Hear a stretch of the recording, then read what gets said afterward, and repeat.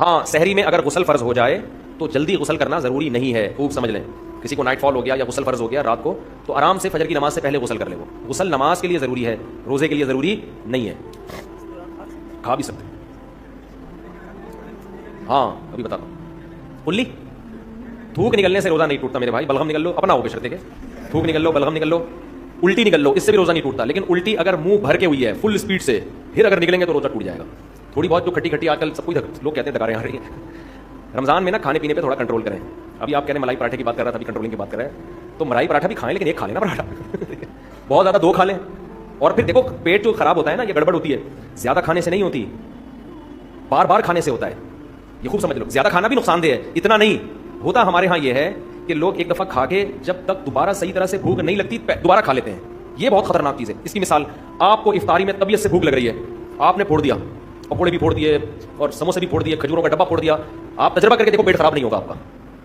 لوگ کھا رہے ہوتے ہیں ادھر سے لیمن کا شربت، ادھر سے یہ، ادھر سے کھا لیا، کنٹینیو جتنا کھانا تھا کھا لیا. اب آپ نماز پڑھنے کے لیے آئے، اب 10-15 منٹ کا درمیان میں آ گیا وقفہ. اب اگر ایک کھجور بھی کھاؤ گے نا وہ پیٹ خراب کر سکتی ہے. اب نہیں کھانا آپ نے جب تک دوبارہ شدید بھوک نہیں لگ جاتی ہے. اتنا بہترین نسخہ ہے نا صحت کا، اس کو زندگی کا. میں یہ نہیں کہہ رہا کہ افطاری میں پھوڑ دو، آپ تباہ و برباد کر دو. میں بتا رہا ہوں کہ پھر بھی نسبتاً بہتر ہے. اس سے اتنا نقصان، زیادہ کھانے سے بہت زیادہ نقصان نہیں ہوتا. بے وقت کھانے سے، بغیر بھوک کے کھانے سے زیادہ نقصان ہوتا ہے. سمجھ رہے ہیں؟ ہمارے ہاں لوگ رمضان میں ان کا وزن بھی بڑھ رہا ہے کم ہونے کے بجائے، بیمار بھی ہو رہے ہیں. وجہ کیا ہے؟ افطاری میں کھانے پینے کے بعد نماز پڑھ کے آئیں گے، اب بھوک کم ہو چکی ہوتی ہے، میدے نے اپنے ورک شروع کر دیا، اب آ کے دوبارہ کھا رہے ہیں. پھر وہ دیکھ رہے ہیں وہ میز کے نیچے سے پلیٹ کھینچی تو پکوڑے رہ گئے تھے، چلو یار فریج میں جا کے دیکھا یار وہ دہی بڑے تو رہ گئے تھے، چارنے والے وہاں سے لے لیے اور پھر وہاں سے کھجور کے ڈبے میں ہاتھ مارا. اب یہ جو جگالی کر رہے ہو نا بکریوں کی طرح، بکری کا کام ہے سارا دن کھاتی رہے گی، مینگنیاں بنا کے نکالتی رہے گی. انسان میں مینگنیاں نہیں ہوتی بھائی. ٹھیک ہے نا؟ انسان کا ایک پراپر ٹائم ہوتا ہے، اسی حساب سے چلتا ہے انسان. تو اب آپ سارا دن جگالی. اب کیا کرنا ہے آپ نے؟ افطاری میں پھوڑ پھاڑ دیا تو اس کے بعد اب نہیں کھاؤ. اب اگر شدید بھوک لگتی ہے تراویح کے بعد آپ کھا لیں. لیکن میں نے تجربہ یہ کیا کہ تراویح کے بعد بھی اگر صحیح طرح پیٹ بھر کے کھا لو تو پھر سحری میں نہیں کھایا جاتا. تو بہتر یہ ہے کہ تراویح کے بعد بھی نہ کھائیں. سخت بھوک لگ رہی ہے تو تھوڑا سا کھا لیں. سمجھ رہے ہیں؟ کتنا کھا لیں؟ تھوڑا سا، تاکہ سحری میں پھر تمیز سے کھائیں آپ. تو تھوڑا سا کھا لیں آپ. اور اس وقت بڑا مزہ بھی آ رہا ہوتا ہے. تراویح کے بعد چند کھجوریں کھا لیں، کچھ شہد کھا لیا، مدذل لا لیا، دامت برکاتہم لا لیا، جو فریج میں تھا کھا لیا. صحیح ہے. پھر جب آپ نے تھوڑا 2-4 نوالے لے لیے، جن کو چائے کی عادت ہے انہوں نے چائے پی لی، پھر آپ کو سحری میں ملائی پراٹھے کھاتے ہوئے مزہ آئے گا اور وہ ہضم بھی ہوگا، وہ نقصان بھی نہیں دے گا. تو لوگ میرا پراٹھے اور ملائی والا بیان سن رہے ہوتے ہیں، یہ پوری ترتیب نہیں سن رہے ہوتے. یہ ایسے ہی ہے جیسے 4 شادیوں کا بیان تو سن لیا، حقوق اور عدل کا بیان آپ نے نہیں سنا. تو کھائیں، پراٹھے بھی پھوڑیں، ملائی بھی پھوڑیں آپ، لیکن شدید بھوک کے وقت پھوڑیں آپ. اچھا سحری میں ایک چھوٹا سا کام اور کر لیں، بالکل اینڈ پہ سحری نہ کریں، کیونکہ پانی کے لیے پھر پیٹ میں جگہ بچتی نہیں ہے، اور پانی نہیں پیو تو سارا دن گزارنا مشکل ہو جاتا ہے. تو آپ 1 گھنٹہ پہلے سحری کر لیں تاکہ 1 گھنٹے بعد پھر طبیعت سے پانی پی لیں. تو یہ بھی نہیں ہوتا تو جیسے چل رہا ہے ویسے چلیں، زیادہ ٹینشن لینے کی ضرورت نہیں ہے. روزے میں خود ہی ایڈجسٹ ہو جاتا ہے. کچھ عبادت بھی تو ہے نا، اللہ بھی کچھ مدد کرتا ہے. رمضان میں شیطان ایک دھوکہ یہ دیتا ہے کہ آپ نے اگر روزے رکھے ہیں تو کون سا تیر مار لیا، ساری دنیا روزے رکھ رہی ہے. یہ شیطان کا بہت بڑا حملہ ہے. میرا معاملہ یہ ہے، الحمدللہ ہم سب روزے رکھتے آ رہے ہیں بچپن سے ہی. جب سے بلوغت کی دہلیز پہ قدم رکھا ہمارے گھر میں روزے کا معمول تھا، روزہ چھوڑنے کا تصور نہیں تھا. اب بھی نہیں ہے، پہلے بھی نہیں تھا.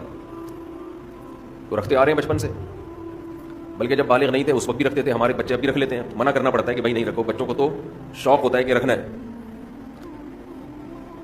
تو الحمدللہ معمول ہے. لیکن اس کے باوجود میں یہ سوچتا ہوں کہ اے اللہ، میرے جیسے نالائق کو تو نے یہ توفیق دے دی کہ میں رمضان کے روزے رکھ رہا ہوں. یہ تیرا مجھ پہ بہت بڑا احسان ہے. انسان یہ سمجھے اپنے بارے میں کہ صرف میں ہی گویا رکھ رہا ہوں، مجھے باقیوں سے غرض نہیں ہے وہ کیا کر رہے ہیں. میرے اوپر تو بڑا احسان ہے اللہ کا. ہم تو نالائق ہیں بھائی. عام دنوں میں ایک روزہ رکھنے سے پہلے 10 دفعہ سوچتا ہے انسان کل رکھوں کہ نہیں رکھوں. رکھتا ہے تو ایسا سمجھتا ہے جیسے آج ہم نے بہت بڑا تیر مار لیا کوئی. اور رمضان آتا ہے، ہم جیسے مجھ جیسے نالائق کو اللہ توفیق دے دیتا ہے 29 یا 30 روزے رکھنے کی. 30 کی تو 15 سال ہو گئے، کوئی رپورٹ ہے ہی نہیں. 29 ہی ہوتے ہیں پاکستان میں. 29 روزے رکھنے کی اللہ ہم جیسے نالائقوں کو توفیق دے دے. تو بھائی میں تو اپنا معاملہ اللہ سے دیکھتا ہوں کہ مجھ سے تو نے اتنی بڑی نیکی کروا لی. مجھے کیا پتا بھائی قدیر بھائی کیا کر رہے ہیں، شاکر بھائی کیا کر رہے ہیں، رفیع بھائی ہیں، یہ تو روزہ رکھ کے پتہ ہی فرق ہی نہیں پڑتا ماشاء اللہ. روزے میں بھی ایسے ایسے گھوم رہے ہوں گے یوں کر کے.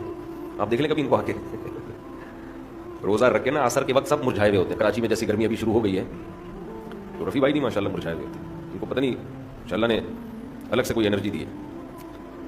رکھتے ہیں، آپ بدگمان نہ ہو. بعض دفعہ انسان اتنا فریش ہوتا ہے کہ لوگ سمجھتے ہیں کہ اس کا ہے ہی نہیں. یہ ہمیں یقین ہے کہ رکھتے ہیں. تو میں تو یہ دیکھتا ہوں کہ میرے جیسے نالائق کو اللہ نے توفیق دی. میں تو اس پہ خوش ہوں. میں تو اس پہ خوش ہوں کہ ہم جیسے تیسے ہیں، جتنے مرضی نالائق ہوں، وہ بھائی ایک روزہ نہیں، 2 نہیں، 3 نہیں، 4 نہیں، 5 نہیں، 6 نہیں، 7 نہیں، 8 نہیں، اللہ نے کتنے روزے ہم سے رکھوا لی. ایک دل میں راحت محسوس ہوتی ہے، خوشی محسوس ہوتی ہے. ہاں تھوڑا سا یہ خوف بھی ہونا چاہیے، تھوڑا سا، کہ ایسا نہ ہو کہ ہماری کسی بدعملی سے اجر ضائع ہو جائے. یہ خوف بھی ضروری ہے، یہ خوف بھی، تاکہ اترائے نہیں انسان. لیکن اصل تو یہ ہے کہ یہ کیا ہے؟ نعمت ہے. ہمارے نبی صلی اللہ علیہ وسلم سے بھی ثابت ہے، ہمارے نبی اپنے آپ کو موٹیویٹ کرتے تھے روزہ رکھ کے. اپنے آپ کو موٹیویٹ کر رہے ہیں، اپنی حوصلہ افزائی کر رہے ہیں. کیسے حوصلہ افزائی؟ جب آپ صلی اللہ علیہ وسلم روزہ افطار کر لیتے، کیسے انسان کو خوشی محسوس ہوتی ہے نا. آج خوشی اس لیے نہیں ہو رہی کہ سحری میں 3 پراٹھے پھوڑے ہوئے ہوتے ہیں، پھینیاں کھجلے کھائے ہوئے ہوتے ہیں، بھوک نہیں لگ رہی ہوتی. وہ تہ جو بیٹھنا شروع ہوتی ہے عصر مغرب میں جا کے، تو وہ جو ڈکاریں، اکثر لوگ مجھ سے رمضان میں یہ پوچھ رہے تھے کھٹی ڈکاریں نکلنے سے روزہ تو نہیں ٹوٹتا؟ ایسا لگتا ہے ہر آدمی کھٹی ڈکاریں ہی نکل رہا ہے سارا دن بیٹھ کے. ہر آدمی یہ مسئلہ پوچھ رہا ہوتا ہے کھٹی ڈکاریں نکلنے سے روزہ تو نہیں ٹوٹتا؟ بھائی تو کیا ڈکاروں کے علاوہ اور کوئی کام نہیں ہے کیا؟ بہرحال یہ تو میں ایسے ہی کہہ رہا ہوں، لیکن جتنا مرضی 3 یا 4 بھی کھا لو تو بھی بہرحال انسان ایک مجاہدہ کرتا ہے. تبھی تو دنیا پرست آدمی ایک روزہ بھی نہیں رکھتا. ہٹے کٹے لوگ دیکھے ہم نے، ڈاکٹروں نے ان کو کہا ہوا بھی ہے کہ تم نہیں کھاؤ، تمہارے لیے کھانے کے علاوہ دنیا کا ہر کام تم پہ سوٹ کرتا ہے، پھر بھی روزہ نہیں رکھتے. ان سے نہیں رہا جاتا 2-4 گھنٹے بھی کچھ کھائے پیے بغیر. ان کو چائے چاہیے، ان کو گٹکا چاہیے، ان کو پان چاہیے، ان کو نسوار چاہیے، ان کو روٹی چاہیے، ان کو کچھ نہ کچھ جانوروں کی طرح جگالی کرنے کے لیے چاہیے کہ منہ گھومتا رہے. ان کا ہے روزہ خور، آپ دیکھ لو، کھا رہے ہیں، ان سے نہیں برداشت ہوتا. گھر میں سب کا روزہ ہوتا ہے، بوڑھوں نے رکھا ہوا ہوتا ہے. لوگ ہمیں آ کے بتاتے ہیں سب کا روزہ ہے، ایک نالائق بیٹا ہے، ہٹا کٹا جوان، اسے نہیں رکھا جاتا، گھر میں نحوست کا ذریعہ بنا ہوا ہے. تو ایسی صورت میں اللہ اگر آپ کو توفیق دے دیتا ہے